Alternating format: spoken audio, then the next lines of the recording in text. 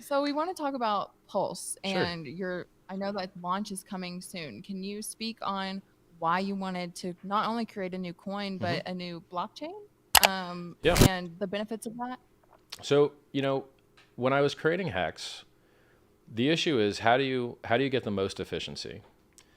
I don't want excess selling going on for inefficiency. I want best price performance. And I want all of the energy, all the economic energy to go into raising the price. I want to have the world's best performing asset. And it worked out. It worked. The design worked.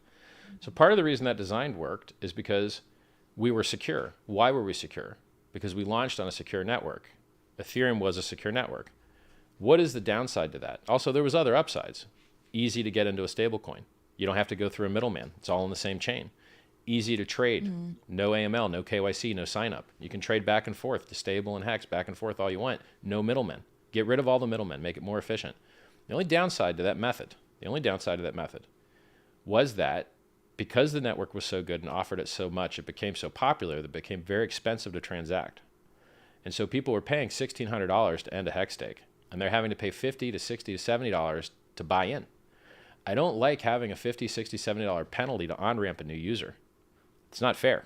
I mean, if you want to put in 50, now you've got to put in 120 to get 50. It sucks. yeah. And the only way that I could get that cost down for my users is to fork the network and have a new network, new capacity, higher throughput, and less users to start, because the new thing will always have less users than the old thing that's been around for 6 years. Right. And so that's what I did. So Pulsechain's been on testnet now, and it will reduce the cost to bring new users in. It will reduce the cost to swap coins.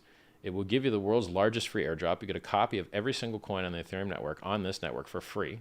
No sign up, nothing. It just works. You click one button, you switch networks, there's your coins. It's beautiful. How People did you love do free that? money. Uh, Well, When you we're still refer to doing the it. world's largest, oh yeah, when Yeah. you refer to the world's largest airdrop, I Yeah. hear that in a lot of your streams. Hmm. Does that just mean the coins in your Ethereum wallet will be copied over Yes. to your Pulse Chain wallet? Yep. That's That's what so it means. cool. Is that just in the coding? Like, how the fuck did you do that? Well, yeah. It's that is not answerable in a simple way. So Okay. it would be like you wanted to make a copy of a car, and you're like, well, what part do we try and build first? The doors, I guess. Let's go build some doors. You got to copy all of the parts, and there's a lot of moving Mhm. parts. You've got the servers, you've got the front ends, you've got the contract code. There is a lot of stuff that goes into it, which is why it's taken, over a year now to get close, and we're close, but it still is not ready Yeah. yet. There's still some things that we want to fix before we go to mainnet.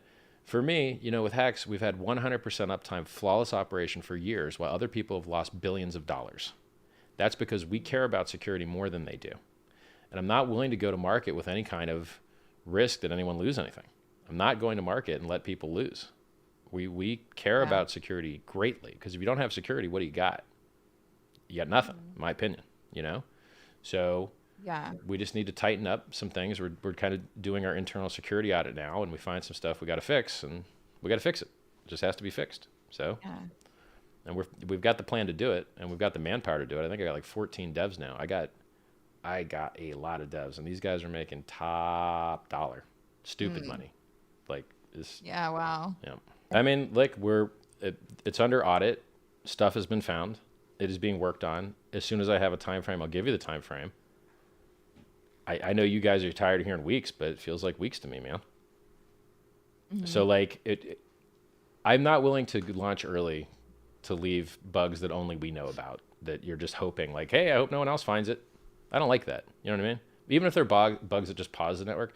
So like if a bug pauses the network, people can just wait. So what, right? So I mean, you could launch with those kinds of bugs, and most blockchains do. Like most blockchains have had problems that got fixed later, and it was still fine. But if it just takes like a couple weeks to fix them anyway, I'd rather just fix them, you know, than worry that Yeah. someone's going to pause the network. And you can't. So like you could make a lot of money on forcing a pause on a network if you could short it, or if people are going to get liquidated by having margin positions they couldn't close. But with this network, you're not going to have those properties, and therefore there's no real incentive to just like cause it to pause. But I love this 100% uptime, perfect, flawless operation bragging. I'd like to continue to do that with all my products. So I would like Pulsechain to launch with all of our security concerns solved. and not have to do any. Right. So like it's called security by obscurity. I prefer not to rely on people being unaware of a bug.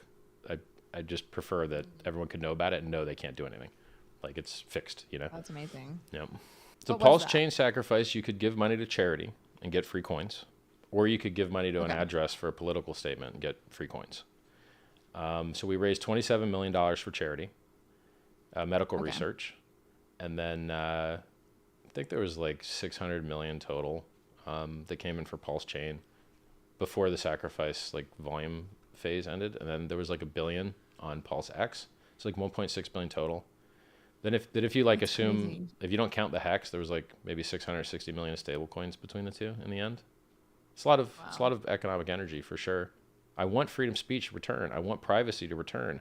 I want people's savings to have value. I want people to become richer while they sleep. And the government's not Yeah. doing that for you. They're doing the opposite of that. So we have to make the world better.